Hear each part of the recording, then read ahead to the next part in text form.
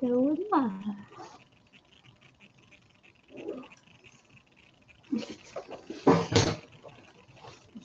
You're being recorded. Right now? Yeah. I just keep it on. It's not time to start yet. I know.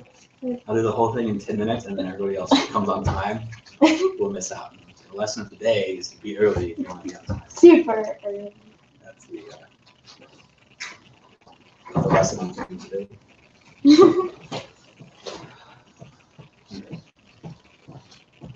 I have to test it and see if it's. Is it really on? Yeah. Ooh, it's like backwards though. Yeah. Does it look backwards to them? Am I? So the words are backwards? Let's see. No, they're probably straightforward.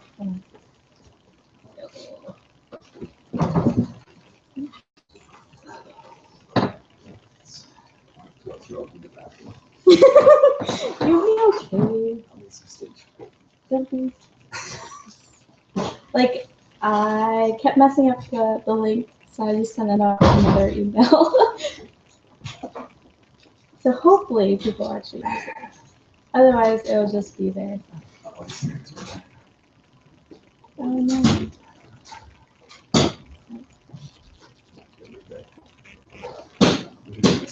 Okay, I'll be back.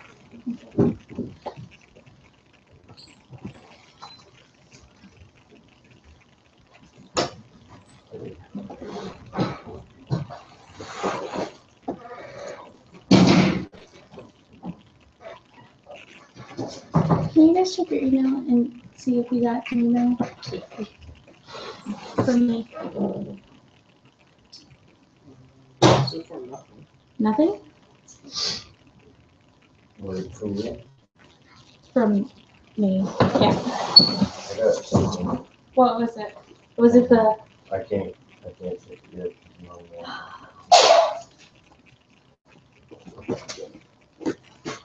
because I had to. Is it something you just? I just sent it.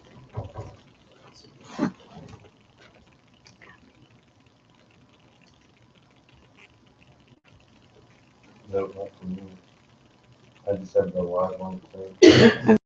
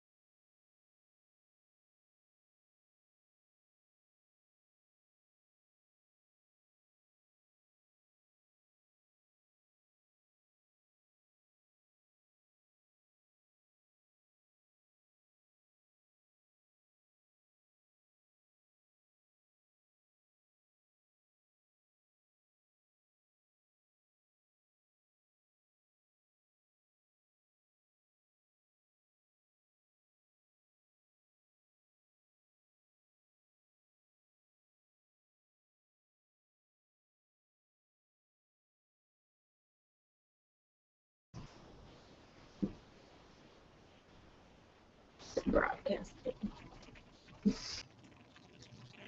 Copy.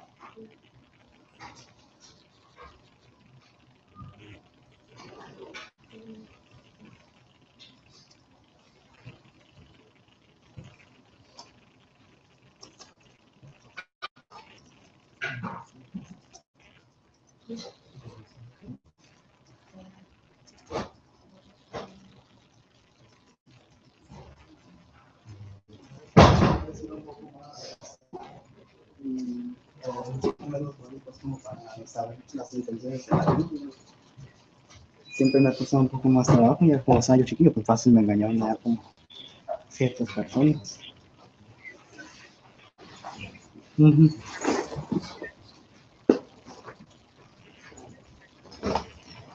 Eso, sí. Ujú.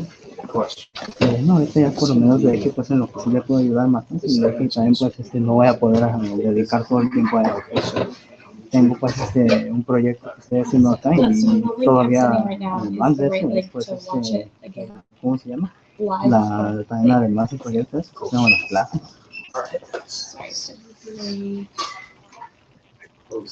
Ujú. No, porque sin las clases pues no voy a poder hacer nada, sin el título no voy a poder llegar a ninguna parte.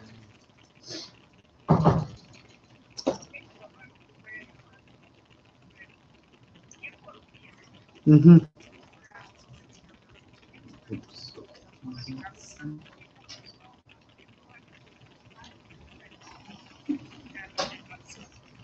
Ujú. No, pues yo creo que es por ahorita pues, Okay. para poder empezar a hacer todo eso ahorita, arreglar You guys todo get it? y agarrar el link correcto. Ok, va. Check your email. My phone's off. Hmm. Mine usually takes a little bit longer because I have it recorded. Okay. But I got the email. hold on, I got it.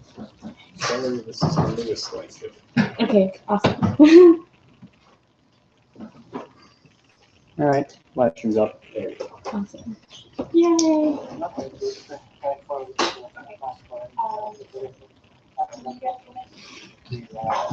I hear myself. You. Awesome. Um,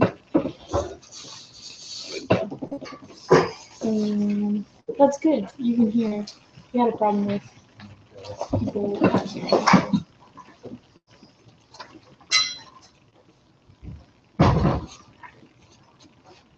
Easier for a song dance number.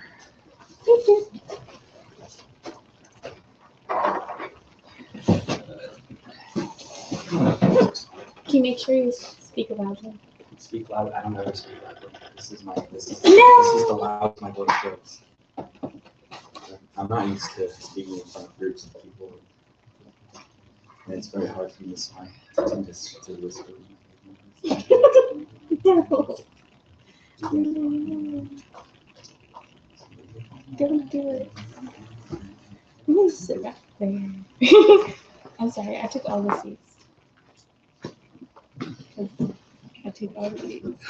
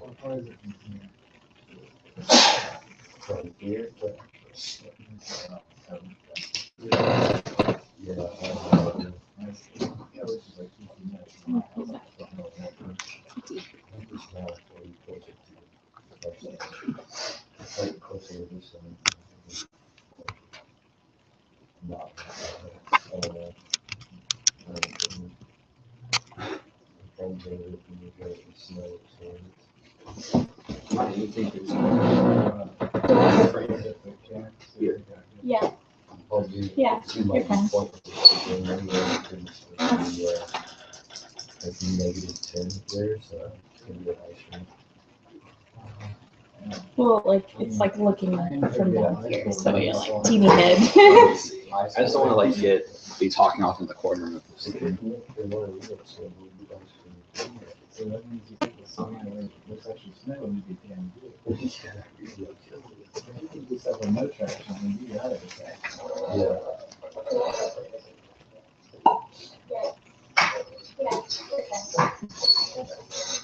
You don't mumble. I What? can't hear you. When you're like, am I infirm? Yeah, you're like, do. I was just talking to you.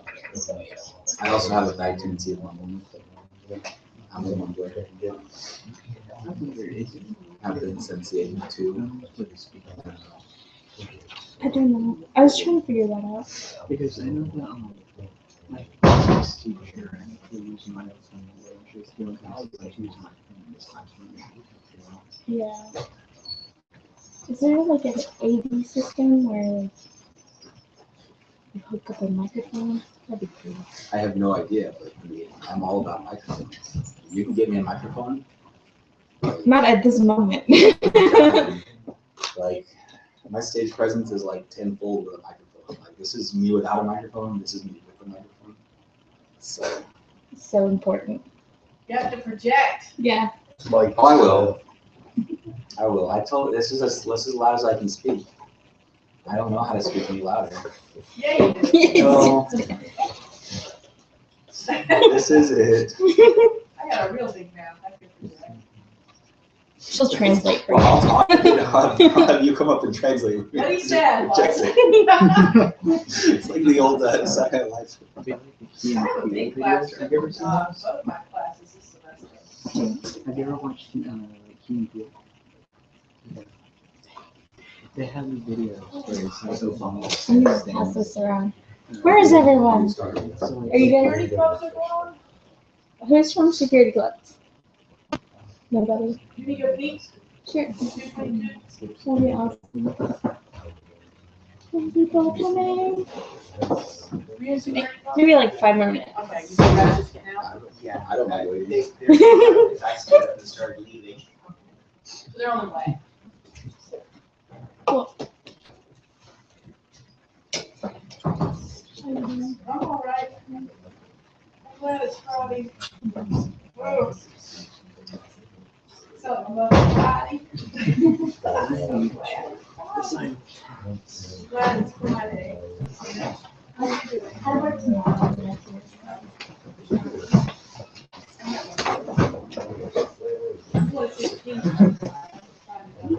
Are you? Yeah. I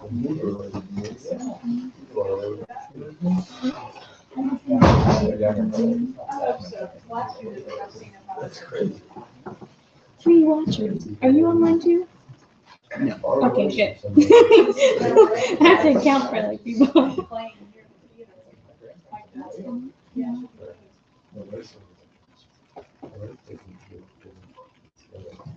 Actually, the other watchers might just be my mom, because she wanted to see like what the my space did. I told her about like how I've been participating in different clubs and stuff. Yeah. She was curious, and just watching it. Okay. Well, did you give her the right link? Because I kept. Yes. Okay. Because I just sent the right link. There's another one? Yeah. Just send. Wait. Because I was hosting it on my other account and I forgot to like switch accounts when I created the event. Mhm. So Wait, what's the email that you sent at 2:54? What's your name? is the link EEREE? Yeah. Yeah. Okay. Then Okay. that's it. Okay, I thought it was like a different link. Okay. I was just making sure like people got the link.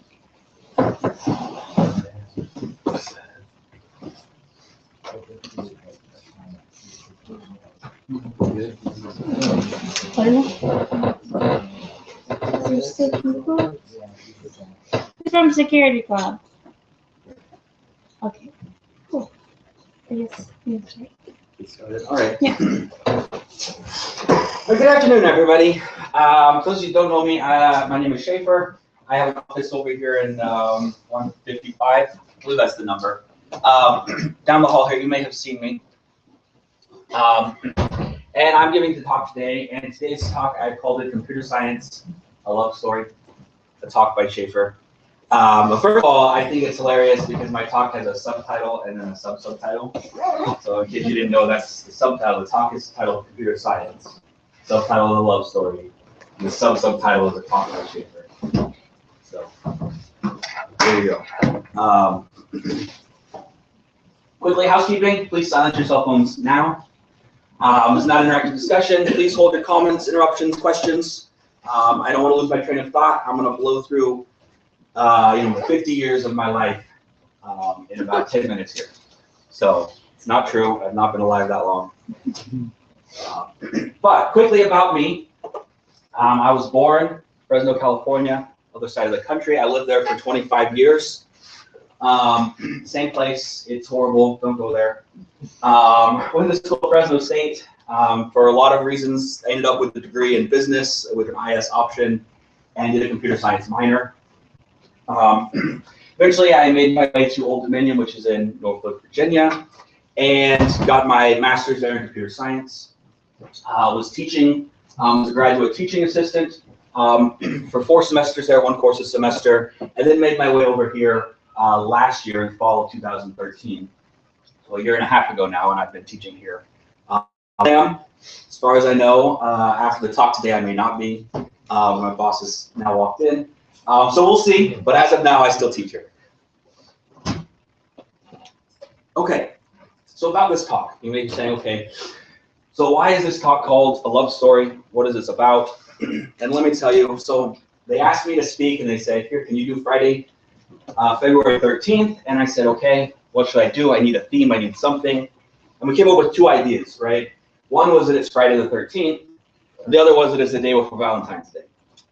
So the first thought, I went down with this first path, and I said, okay, Friday the 13th, let's make like a horror story, right? And let's talk about how terrifying and horrible computer science is and scare everyone out of the room, right? And apparently the idea came back that that's not what we really want for our students. We don't really want to scare them out of the major. We want to encourage people to come. But I took this idea a little bit farther, and I thought, okay, here's how I'll do this, right? I'm going to make, rather than talk, I'm going to present shot-by-shot remake of like a classic horror film, right? But like modified for computer science. So this was the idea I came up with here. I call this the Computer Science Project. And so let me read you this description. In October of 1994, 3 student programmers disappeared in the woods of Burkittsville, Maryland, while writing a program. A year later, their code was found. Now, if you've never evaluated code after a year after it's been written, you don't understand how horrifying this is. But if you go back and look at your code from a year ago, you'll understand the terror and fright that you may get from discovering year-old code that was probably poorly documented and makes absolutely no sense what you were trying to do when you were trying to do it. But I didn't do this. I had another idea though, right? Maybe from The Exorcist, I came up with the computer scientist here. I could rid the computers of viruses that were causing them to wreak havoc on the internet or something. This wasn't really a fully formed idea, but I thought it was an option here. Well, this one didn't work. Oh, I put the wrong picture. This is supposed to be a nightmare on Computer Science Street. I was having a little Computer Science Street up here, but that joke failed, obviously.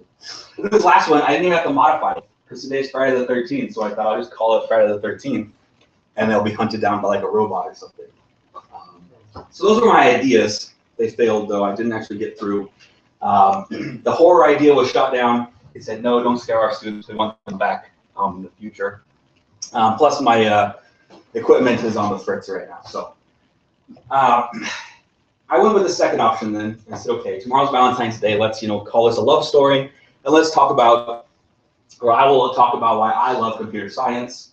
And the idea here is kind of this: how I happen to come across computer science, how I fell in love with computer science, and why I think everybody in this room, or I hope that everyone in this room, is either in love with computer science or falling in love with computer science, or perhaps you realize that computer science is not the love of your life, and you find something that is the love of your life. So just because you're here doesn't mean you should, you're stuck.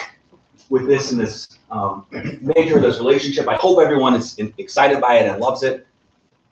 But the idea behind the end goal of my story here is to say, find what you love and make sure what you're doing is something that you love. So, oops. This is, I want this here. So I've got this graphic here.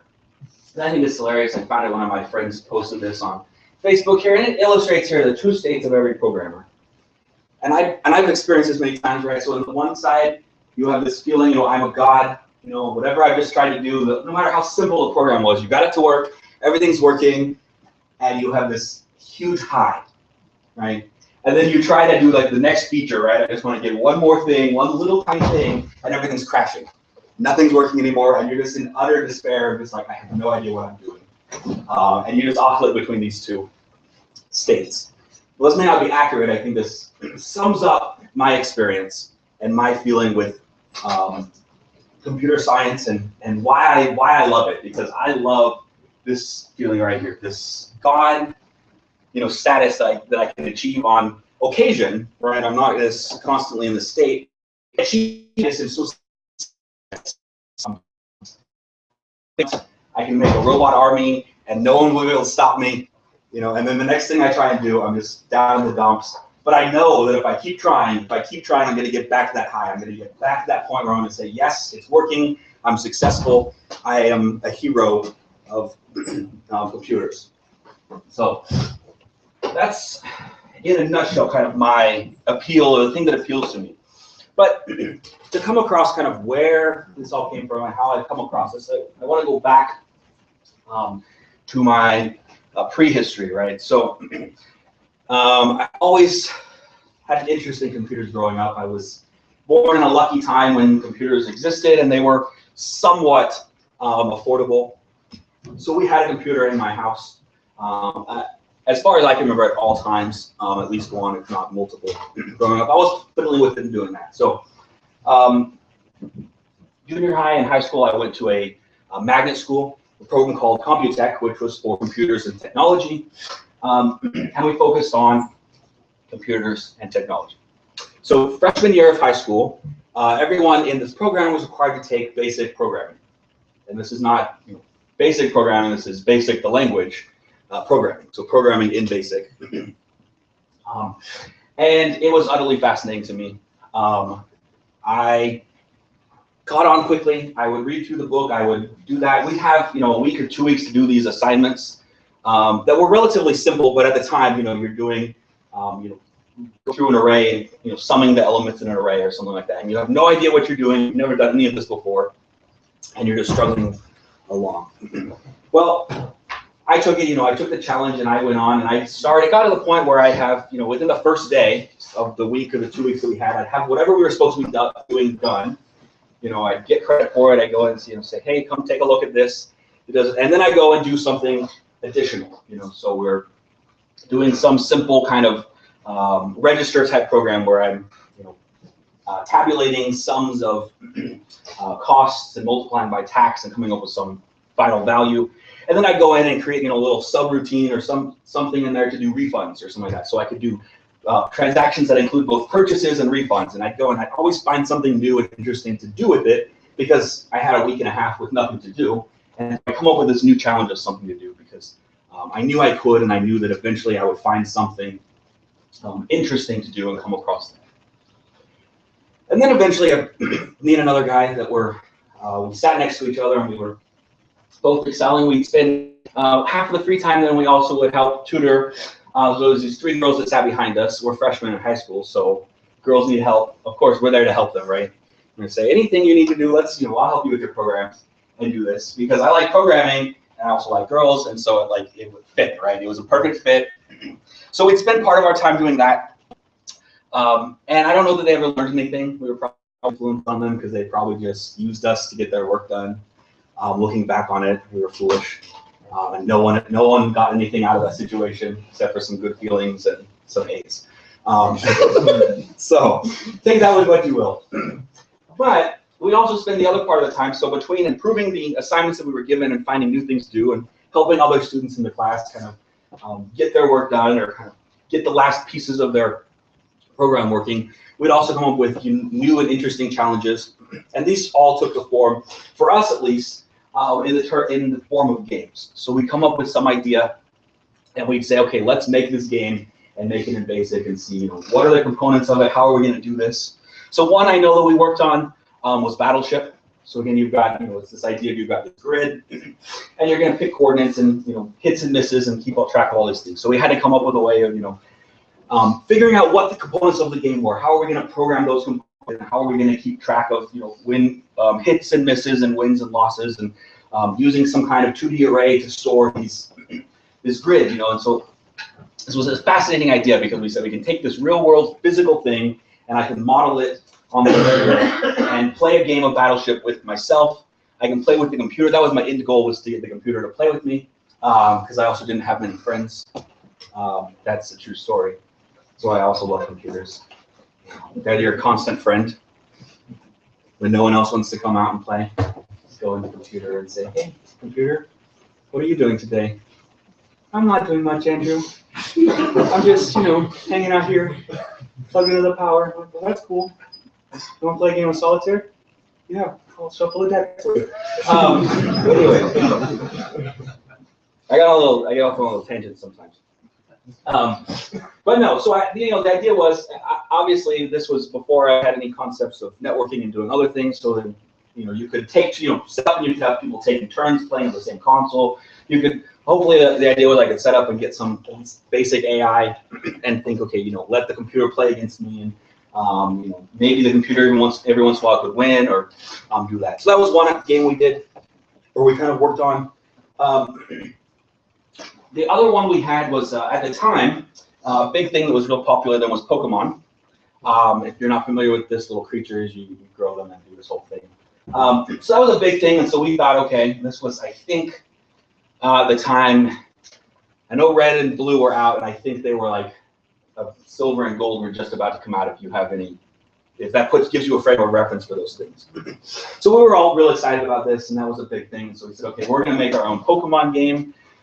We created all sorts of data, statistics and data, and put all these things in little objects in BASIC, and we created all this structure for kind of creating this game. We had all this backstory, or all those background details of how to compute all these things and how to get all these things done. We never got very far because there was too much work, and it was easier to just go buy the game and play the game if you wanted to play the game. But we enjoyed the experience of trying to figure out, okay, what kinds of things do they have to keep track of? It really, and to me, it really opened my eyes of kind of the depth of what's behind just, seemingly simple things, right? So not that the game itself was simple, but the fact that there had to be some tables of data behind this of, how much, power does this creature have? How much, defense does this creature have? How do you calculate chances of hitting and missing, and these damage that you do, and all these components that you have to come up, someone somewhere had to come up with these and say, here's how we do this. And that was fascinating to me to think about those kind of things. So that was a big moment where I kind of first opened my eyes to programming and the power of kind of doing things and solving problems. Then towards the end of that year, my friend, the guy that I was in the class with, he came across this workshop, this summer workshop for video game programming. And we were both really excited about it, and it's, it was this awesome thing, and that's what we're going to do. And I'm sure many of you have, similar, or have had similar ambitions and say, okay, that's, I love playing video games. I'm going to go, I'm going to become a video game programmer, and that's going to be my life, and it's going to be awesome because all I'm going to really do is sit around playing video games, right? That's what you think. It's not reality, but that's what you think. Is you think I'm just going to do the thing that I like doing and be, kind of a lazy gamer. So that was where I was at that point. And so I applied for this program. I convinced my parents. I said, this is going to be the greatest thing ever. It's going to change my life, and I'm going to become a superstar, and I'm going to make millions of dollars because I'm going to make the greatest video games in the world. And I don't know whether they believed me or not, or they just wanted me to stop asking, or they needed something to do in the summer with me, so they agreed. But I got into this workshop, and I went. My friend didn't. I don't know if he didn't apply. I don't know what happened with that. But I got there, and it was a 2-week program. We spent the first week doing basically a crash course in C++, which was, I had the year of basic programming, which was some and enough to give me a starting point, but we had to learn a lot of things. We had to learn functions. We had to learn how to use, they had also a custom library for doing graphics and animations. And they were all 2D graphics. We had to learn our custom library. We had to learn the structure of C++ programs. So when I look back at some of these things, it's horrendous, the things I did, because I had no idea. They were just cobbling things together with this kind of 1 week's worth of information. So that was the first week, was this crash course of C++ and what you can do with it.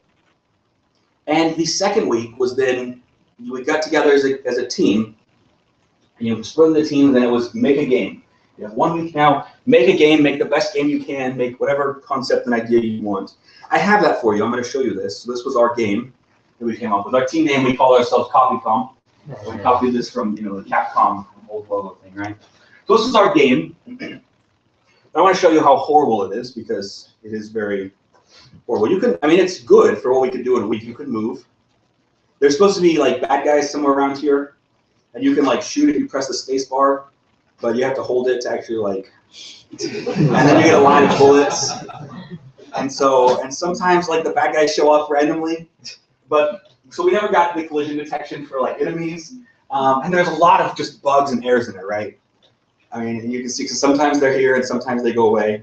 And then at some point, eventually there's a block here that's, for some reason, doesn't show up. Here we go. But the collision detection works, right? I was ecstatic when I got this part to work, because I could collide into the block, even though I wasn't showing the block on the screen. So I can't move any farther, but if I jump over the block, then I can keep going. So this was our end product that we had. There were a lot of intermediary pieces, and there was a lot of places to go. But it was a fascinating experience, and I think it was one thing that really put me on a path, or the path to where I am now. But what I took away from it at the end was that our team had, I believe, 5 people on it. 2 of those people spent almost the entire time just working in Paint. I believe that's all we had was Paint, just making graphics and doing that kind of stuff. They loved that, they were interested in that, and I am not artistic. And I have no interest in that whatsoever. I think I tried to make one thing and it looked really horrible. Like you couldn't even tell it was the person. So they did that. That was 2 of our people. The other one kind of did some graphics, some drawings, and some programming. And then maybe the other member kind of spent all of our time doing the programming and doing that. They'd give us they'd come to us with all these things. We had so much art, because they just sent us this new, these new enemies, and be like, oh, here's this new enemy, and here's how it works, and here's this, and I'm like, whoa, calm down. We don't even have like the game working yet. Like, come on, and like, let's get some of these components to actually work. But we all, we're doing the things we love, and we found it. But we had, the way this was set up is we had 9 to 5 or whatever. You had 8 hours that we were there at this workshop where we could use their machines with their libraries and do the programming. Then we had 16 hours where you had to go, and I was staying in a hotel with my mom, and you had to go and do other things, right? We're up in Seattle, so we do some sightseeing and some other stuff, right? And I think by the end, my mom got really frustrated with me, because she would, have these things planned, and I said, no, mom, I gotta stay here, and I gotta figure out this problem. I gotta solve this problem for tomorrow so I can go and get this next piece working. And so I would take, at the end of the day, I have, print out a stack of the code that I'm working on, and I go through it all night. I'd be sitting there, making notes, trying to solve problems, coming up with new solutions to figure out what was wrong.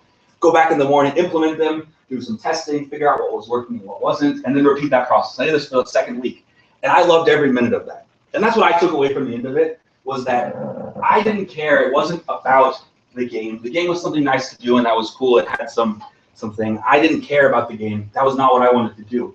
I loved taking home the problems and solving those problems and working through and thinking through, okay, if I do this and this and this, here's how I can calculate this, and here's how I'm going to handle this collision detection problem.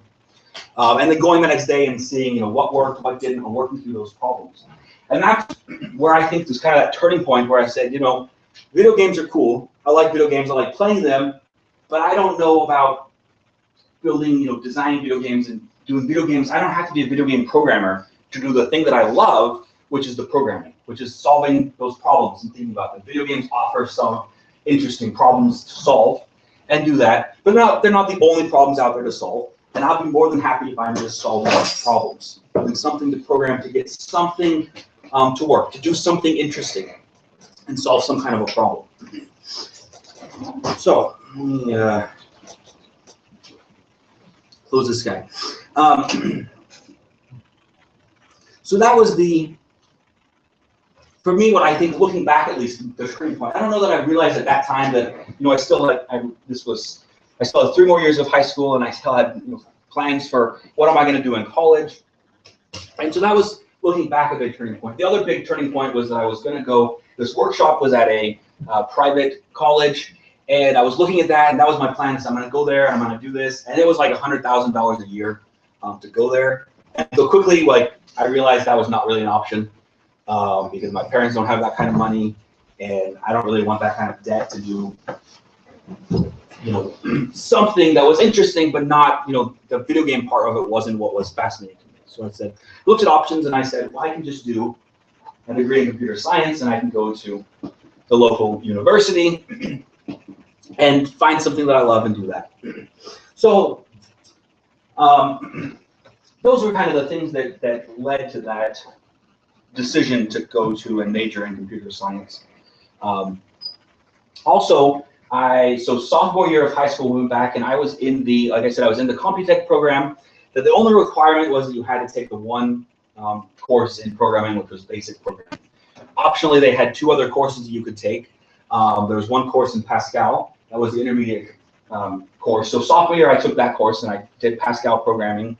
And that was really interesting. It was a challenge for me because I had just done some C++ programming, and the advanced course was C++, and I just wanted to do C++ programming. And I said, this is, more interesting and fascinating. But I'm glad that I had the experience to do Pascal.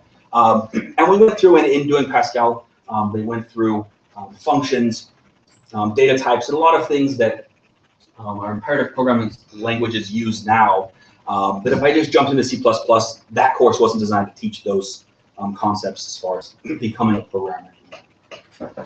Due to conflicts, junior year, I didn't take a course, but senior year, I took the C++ course. And then I took it was part of the AP test was on C++, so I took the AP test. I got a 5 on that. I was real excited, and I said, this is what I love. This is what I want to do. So I went to school, declared to be a computer science major, and I was gung-ho for it. And then things in my personal life didn't go so well. Let's just say that. I had some difficulties, some situations arose, and it turned out that I needed to get a full-time job to support myself, and I was not going to be able to do school full-time.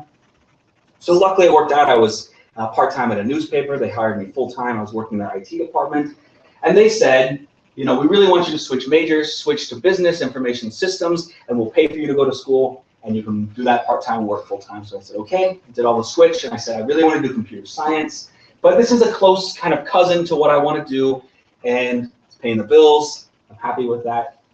So I did that. I switched. I had enough computer science courses to do the minor eventually. That's the reason I switched. The best part of that story, though, is that you have to work full-time for a year to qualify for the education assistance program. And after 1 full year, I sent an email to HR and said, hey, how do I sign up for the program? They sent me an email back and said, oh, we just discontinued that program last month. So I'd already switched. I was already taking all these business courses, and then they weren't going to pay for my college. So I still paid for myself. Finished the degree, though. Was happy to do work in the IT department, work what I was doing. And the reason I was happy with that was because I had convinced my boss. I talked to him, and I worked in, and I said, here's a skill set I have, right? You've got people here that are working on the servers, that are working on the desktop machines that are doing these things. And we're doing a lot of things where we're going and visiting each machine and doing something, right? And I said, this is a repetitive task. We're doing the exact same thing at each machine. There's technology here that we can programmatically go through and do these things in the background. We can install programs. We can install service. We can get information about machines. And I can write those programs. I have this background that will allow me to do that. So I can take the mundane common tasks that we're doing that take us a month to go through the building and do this survey of hardware so we can figure out who qualifies for the upgrades. And I can go and I can programmatically do it overnight and in a couple of days have this report for you and tell you exactly what machines need to be upgraded to meet the new hardware requirements for software or whatever. And I managed to convince them of this and got kind of approved. So I got into this special position where I was in IT and I was doing the computer maintenance tasks and other things, but I was also getting to do the programming. I was getting to do what I loved and use the skills that I had in a unique way that offered something to the company that they didn't consider, they didn't even think of, right? So they just said, everyone's always just gone to the machine and said, okay, well, what's the hardware profile of this machine? Fill out a form and you got a big stack of paper and then you got to sort through it.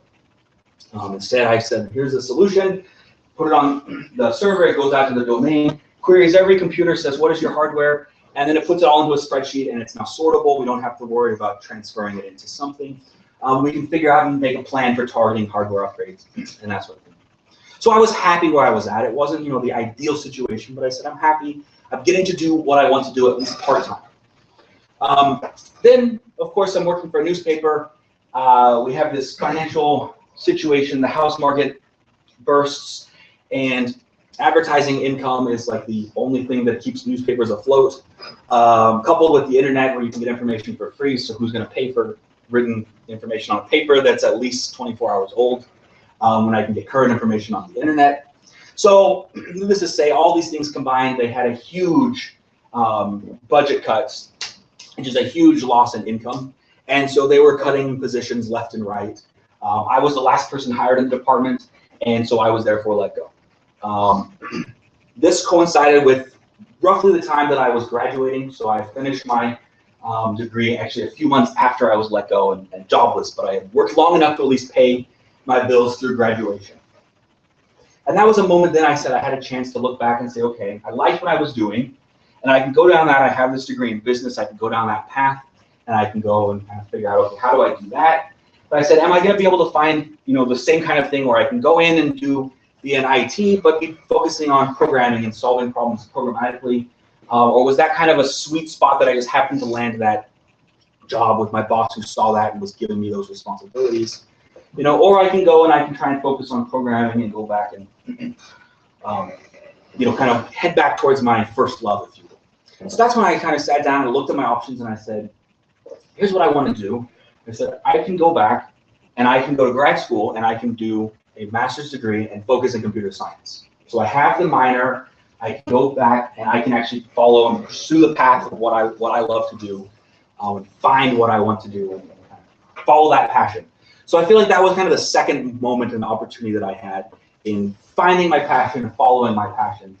And I was in a place where I was comfortable, but I was given this opportunity to reevaluate that and said, what do I want to do? What thing really speaks to me? And the whole time I just felt like I want to go back to computer science. I want to get back to, following computer science, doing programming, looking at the solving problems in that sense, not solving people's problems of my mouse isn't working and, the K key, when I hit it, it taps twice and it always says KK instead of K. And, or maybe we should use another key. But anyways, I don't like those, those were not the problems I wanted. I didn't want to deal with people. I don't want to deal with, I don't know how to copy and paste. Can you show me how to copy and paste and do that? So that's not interesting to me.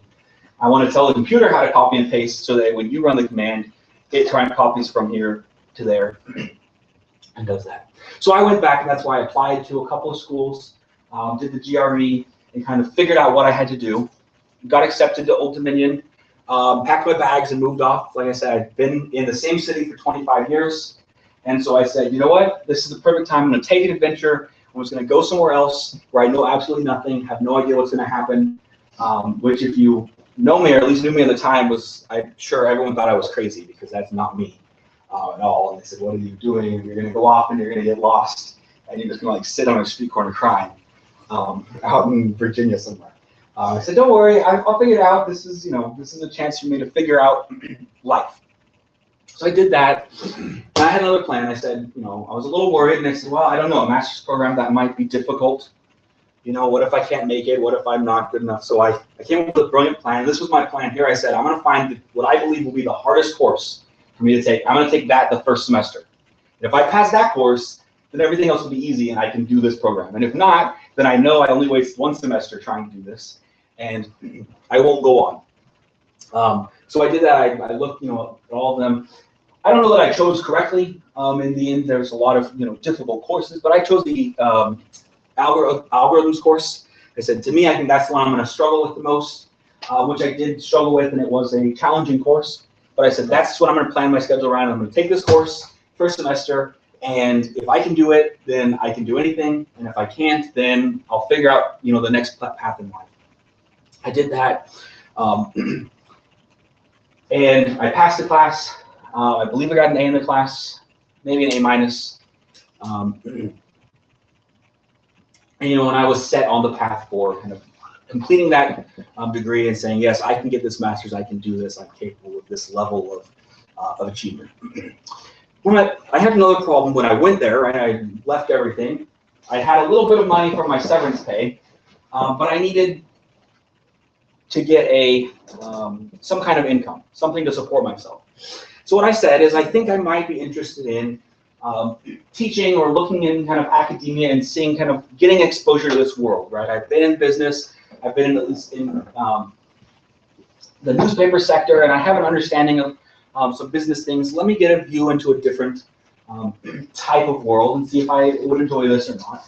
So I signed up for or applied for the graduate assistantships for the labs, for grading, for all the graduate assistantships they had, and I got lucky that first semester they needed one extra person to do to work one of the labs. So I got signed up, and I was making some money to support myself.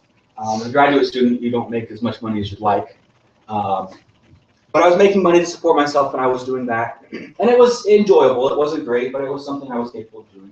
That next semester, so that was my first semester. The next semester, they kind of promoted me. I went to them and I said, this is good, and I'm doing this. I can do this lab stuff, but I'd really like to get doing something a little bit more in the lines of academics, teaching something or doing that. I was just honest. I say it never hurts to be honest and go to the people in charge and say, here's what I want to do, right? The worst they can do is say, well, no, we don't want you to do that. And you say, okay, and figure out what you want to do. But more often than not, I find that they're going to say, okay, let's give it a shot. Let's see if this works out, and we can find something that's useful for, beneficial for both of us. So the second semester, I was promoted to the lab TA, and so I was working the lab. We had for the computer science 1 class, right? So 150. Equivalent to our 130 here, and I was working the lab where all the students came in and did the lab work, and I was in charge of this lab. I was in charge of 50 students, and I had to assign them a lab grade at the end of the semester, collect all the work, grade all the programming assignments, and do that. So that was my first real taste, and I enjoyed it. And in fact, about halfway through the semester, one of the people had one of the other lab instructors had some visa issue or something, and were unable to continue in that role, and they asked me to pick up the second course, which I thought was a good, statement of my abilities and where they felt comfortable with me. Whether or not it was just a convenience for them, I don't know. I like to look at it as that I was good enough to pick up a second course or a lab for them. So I did 2 labs by the end of the semester and was grading the work for those, and it was a lot of work, but I was enjoying it. I was making relationships with the students. I was helping them solve their problems and helping them to think about how to solve these problems, how to get from point A to point B, and how to kind of work out in the intermediary steps. What do I need to do to get from having an array to getting a sum of the array values at the end? So I did that. I was all set to come back the next semester and teach the labs again. I was looking forward to it. And about a week before the semester started, maybe 2 weeks before the semester started, I got an email from the professor in charge of all of it and said, we have an emergency situation. We need to find someone to teach the 150 lecture. Would you be interested in that? And I thought, well, that sounds, like a big step up. This is an actual, lecture. I'm going to be in charge of the actual final grades, not just the lab portion of the grades. But I said, but this is the opportunity, right? This is something I want to explore. Now is my chance if I'm going to take it. And, I can say, well, I don't feel comfortable doing that and kind of miss that opportunity and sit on the sidelines and always wonder what if. But instead I said, no, let me take this opportunity. I said, well, it's last minute, so I'm not sure. I'm going to need a lot of help getting kind of started and getting material. And I said,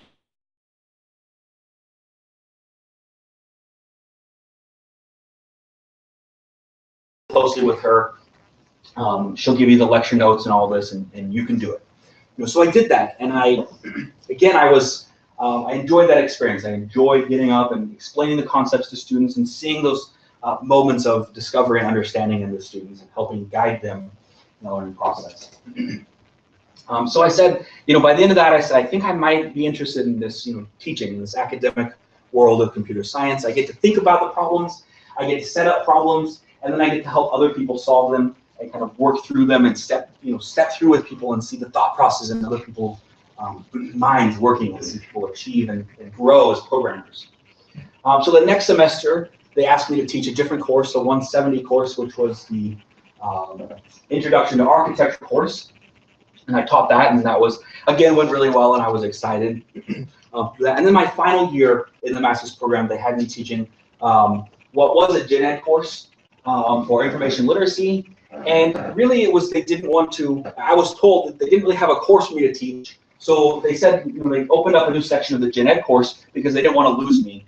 And they wanted to keep me around, and they thought I was doing a good job. And if there was ever a high technical or a high level course again that they could have me teach, they'd like me to be available to teach it. So that's where they found me this course to kind of stick me in and do. And they said, don't worry, it's not the greatest, but it's something. You get paid, you get to teach, and you're still part of part.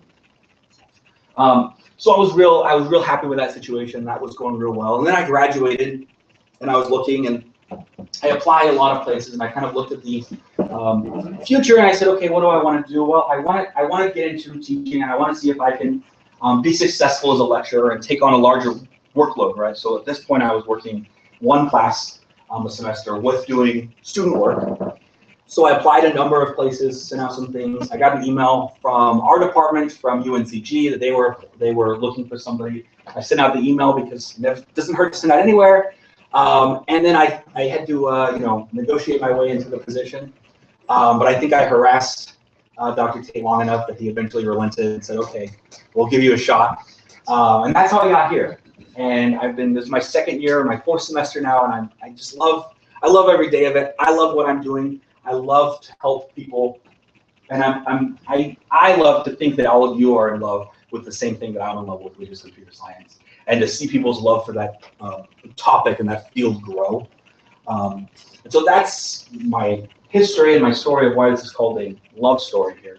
It's because I fell in love with it through a series of different events, and I'm hoping every one of you, at least by the time you graduate, if not sooner, look back and find those moments where you said, yes, this is something I love doing. This is something that I want to be doing, that I enjoy taking the time to do. And it's not, oh, this is the thing that's going to make me the most money, or this is the thing that's going to, make my parents happy, or this. Because that's not, everyone's going to tell you this, and I know it's, cliche, but you want to find something you love and do something you love at the end of the day, because that's what's going to make you happy in life. Not doing what somebody else wants for you, like doing that. So that's where, because it's Valentine's Day, Valentine's love, associate this whole idea of find something you love and do that. And here's how I like to think of it as well. I like reading, right? I like to read. I grew up reading. I'm a big reader, but I hated English, right? I hated English classes. You know why I hated English classes? Because you had to read whatever book they told you to read, right? And they picked the worst books ever. I don't know why, and I apologize to you that love high school English, but I feel like high school English teachers get together and they're just like, what are the worst books in the world? Let's make them read those. So I hated it because I would read so many books, right? But I would not read the English books that I was supposed to read. But I'd still be reading. So I said, I don't really want to do, why am I going to go into a field of doing something where my only exposure to it is you have to do things you don't want to do. Even though you like the idea of it. I like reading, I love books, and I love reading books. I don't want to go into a field of something related to reading because apparently I don't get to choose what I want to do and I don't enjoy any of it, right? And if you look at that same thing I felt with computer science, it was sure I was given problems and other things. I didn't get to pick all of my own problems, but I could pick my own problems and do reading on, do programming on the side. But even the problems I was given, I still enjoyed all of those. Every one of those, there was never a program I was given where I was just like, oh, this is dumb. I don't want to do this. It was still like, okay, this is a challenge. Let me figure out this challenge and do this. And that's where I said, that's how I know that I love this field, because it doesn't matter what I'm presented with, I enjoy it. So if you read any book you read and you can find enjoyment in that, maybe English is for you. If you're like me and you like a certain subset of a theme, but not all of it, to me that was a clue of like, I don't love English enough to go into English and become an English major. But that's how I look at it, and the difference between kind of like versus love, especially in a field and a profession in your future careers. So I have one more slide for you.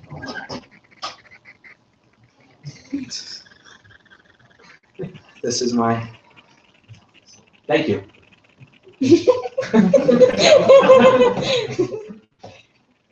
won. No, I didn't win. They sent us these pictures this week, and I found this one. I thought that would be good for the finish of my presentation. You crossing the finish line here. So.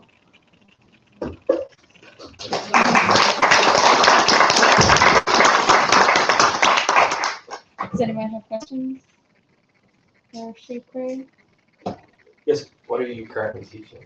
What am I currently teaching? I am currently teaching this semester 339, which is Concepts of Programming Languages, 490, which is the senior project course, and then a 495 mobile app development.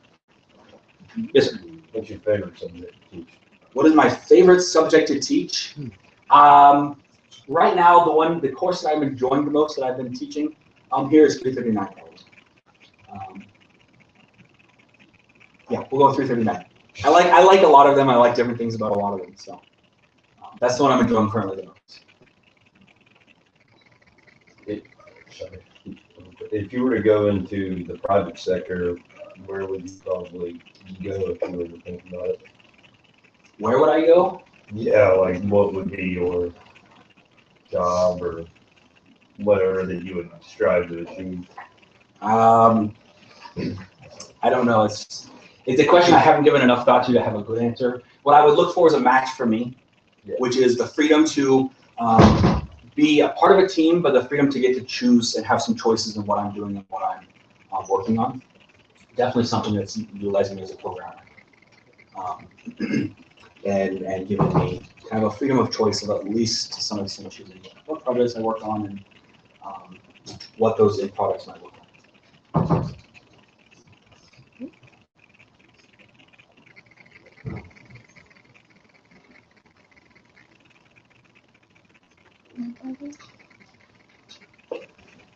Yeah.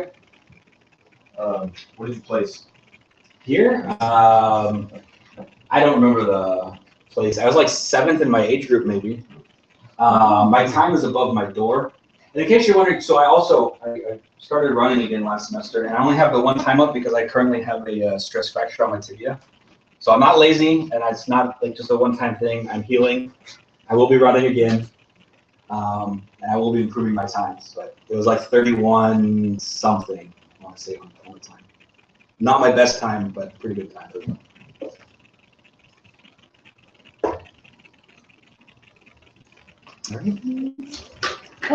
One more, okay. Yes, sir.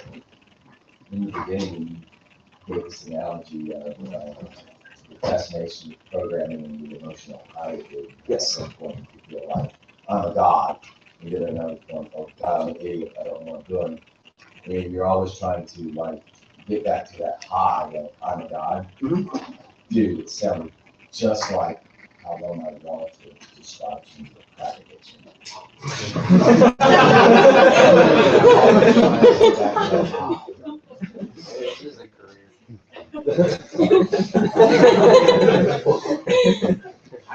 I've never been addicted to crack, so I don't know. I don't know how close it relates, but I can see that the comparison is there. I've spent many long sessions just programming and going at it just to get the next thing to work and get the next thing to work. So Yeah. You ever lose sleep over problems? Like, no, because what I found and what I've learned, and I will tell you, my secret is that if you ever get to the point, eventually you hit up a wall, and the best solution to hitting that wall is sleeping. I cannot tell you the number of times that I've gotten to a point where I said, I don't know how to do this next thing. My brain's just not thinking out of its fried. Get 6-8 hours of sleep. You wake up in the morning, I sit down, and I'm just like, next thing I do just works.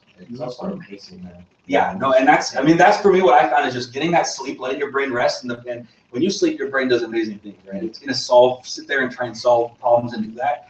I have not never fails that I wake up and I have at least 3 different ideas, one of which will work. And something will go and I can get moving on that next thing. So that's what I would say. Don't lose sleep on things. Also, don't wait till the last minute then, right? Yeah. You need at least 8 hours of buffer time to sleep to solve that last problem. So start your projects early and do that. But yeah, sleep is a huge tool in solving those problems. Yes, Sophia. Do you have any other recommendations other than sleep for like projects? Other recommendations, like everyone, I mean, like you hear all the time on Friday Talks, find something you're interested in and do it. So do things on your own time on the side. Because for me, that was a big thing, at least back in high school, like I said, was finding those games and doing those things and just finding something to program and do. There's one point I tried to do it never got very far, but a Rubik's Cube solver, because I can't do Rubik's Cubes. So I said, I'm going to write a program that will, if I tell it how it is, it'll tell me how to solve it so I can have a solved Rubik's Cube. It was a little bit more complex than I had the time to solve at the time. But you can just come up with anything and you can say, hey, that's something that if there's a pattern to it, I can solve it. I can come up with a program to solve it. Also, I shouldn't tell you this, but I was in, I think it was Algebra 2 or matrices or something. There were some types of problems that I hated doing. That I wrote a program to solve those to do my homework for me. But I learned so much by doing that. So that's the other thing is you can find common problems and come up with solutions to something that's a problem that has a simple pattern or something like that, and you can still learn something. It may not be the topic that you were supposed to learn or how to do those things, but you learned how they work and that sort of thing. So, yeah. If you could go back and do anything differently, what would you do? What would I do if I could go back and do anything differently? Yep. In the grand scheme of things. I mean, I want to say nothing just because, like, That's too easy. it's the easy answer, but you don't have any decisions or you don't know what the consequences of what you do are. If I could do anything, if I could go back and do anything, it's going to sound like a bad answer, but I would spend more time, or maybe not. I'll make it sound like a good answer. I would be more effective in my last 2 years of high school and my first 2 years at college. I would have applied myself because I did not apply myself during that time at all, or very little. So that's what I would do. I would apply myself more at times where it was critical and mattered. Yes, sir. You said in that summer workshop you had to transition from VB. No, just basic. Okay, from just basic. Yes. To C++. Yes. Did you find learning how to manage your own memory difficult? We were not doing any memory management, so it was not a topic we discussed at that time. When we eventually did that in high school, when we talked about the topic, yes, it was a difficult topic, but it was well worth mastering.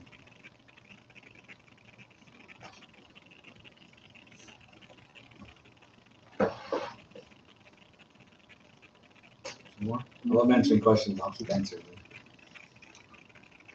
Next time we'll just have a Q&A session. Yeah. Do you think throughout the major you'll find something like, maybe not at first you have something that you definitely love doing, but then throughout the major something's going to strike your attention where it's like, yes, that's what I like doing. Yes. Because like early on, I think it's a struggle to find something, but because I'm not being too familiar with it. Right, and I think it is. I mean, to me, the key is having your eyes keeping your eyes open and looking for those things and saying, looking for opportunities and finding something, because it's not going to come to you and it's not necessarily going to come. The thing you're interested in is going to come up to you one day and be like, hey, I'm going to be the thing you're interested in. If you go out and look and survey things, listen to faculty talks, listen to the people that come in and out, you pick up lots of information of things and you may say, hey, that sounds interesting. Let me follow up on that.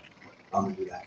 I had in my undergrad algorithms class, I did a implementation of Lisp that it's one of my favorite languages now just because I had to become so intimate with it. I would never have been exposed to it without, or if I just done the project, kind of moved on. But I spent time investing it because it struck my fancy.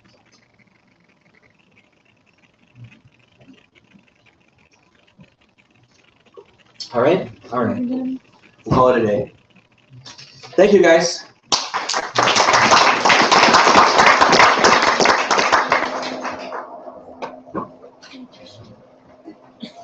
Thanks, Yeah, that's thinking. No.